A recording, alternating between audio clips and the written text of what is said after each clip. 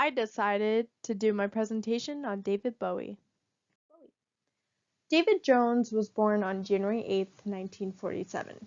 He was introduced and intrigued by music at an early age when he played saxophone at the age of 13, and from his older half-brother Terry, who showed him rock music and beat literature.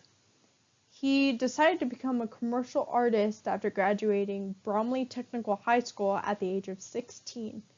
He was in and out of a few bands and made himself the lead singer of Davy Jones and the Lower Third, but this band didn't really help him into getting the recognition he desired.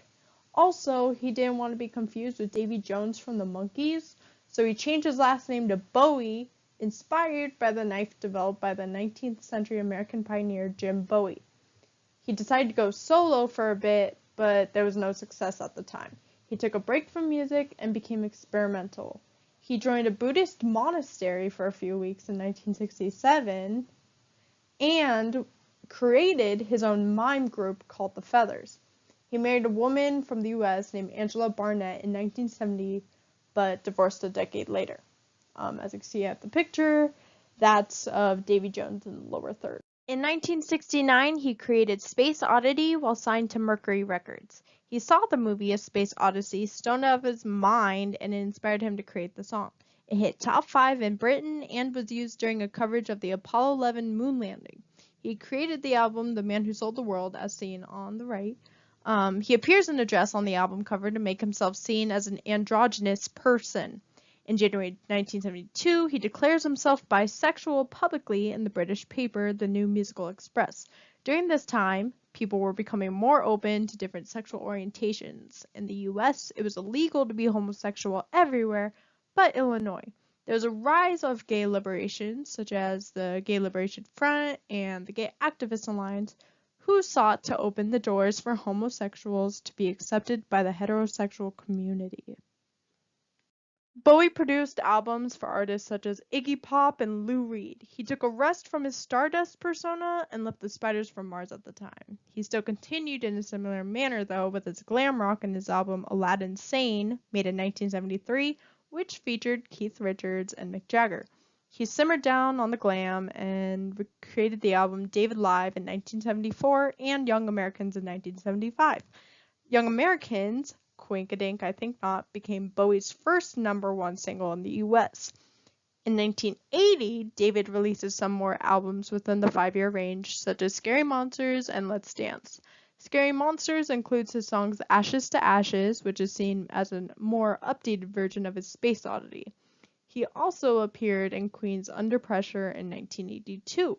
David saw Freddie as the most outgoing of all the heavy metal theater acts. As David says, he took it over the edge, and of course, I always admired a man wearing tights. So Bowie decided to take a little break on the music and pursued some acting gigs. He starred in the film The Man Who Fell to Earth in 1976 about a man named Thomas Newton, who is an alien trying to save his home planet by getting water from Earth. His second feature was on Broadway in the musical The Elephant Man, which is about a man named Joseph Merrick that is found by Dr. Frederick Treves and is found to have a congenital disorder, earning Joseph the name Elephant Man. Lastly, Bowie stars in a movie called Labyrinth, which is about a teenage girl named Sarah who journeys through a maze to recover her baby brother from a goblin king, David Bowie. I love Labyrinth. It's the only one of the 3 I've seen. 10 out of 10 recommend. Go watch it after this. You'll love it. Hopefully. Bowie created 3 more albums, but they weren't as popular and didn't really receive much recognition. He married Amon, a supermodel, in 1992 during the time. As odd as this may be, his biggest success during this time was Bowie Bonds, not music or a movie. A financial securities the artist himself backed with royalties from his pre-1990 work. Bowie issued the bonds in 1997 and earned $55 million from the sale. Bowie was inducted into the Rock and Roll Hall of Fame in 1996 and was a 2006 recipient of the Grammy Lifetime Achievement Award. He had a heart attack on the stage in Germany of the year 2004. Luckily, he was on full recovery and worked with Arcade Fire and Scarlett Johansson on their individual albums. Didn't know Scarlett Johansson could sing, but she can. He released an album in 2013 called The Next Day and released his greatest hits album called Nothing Has Changed. Bowie released his final album, Black Star, on January 8, 2016, on his 69th birthday.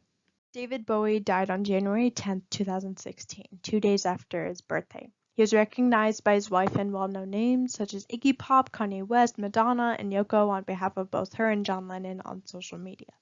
He was named winner of Best Alternative Rock Album, Best Engineered Album, Non-Classical, Best Record Packaging, Best Rock Performance, and Best Rock Song categories at the 2017 Grammy Awards. In late 2017, HBO unveiled a trailer for the documentary David Bowie: The Last 5 Years, which explores the period in which the artist received his final 2 albums and brought his stage musical to life.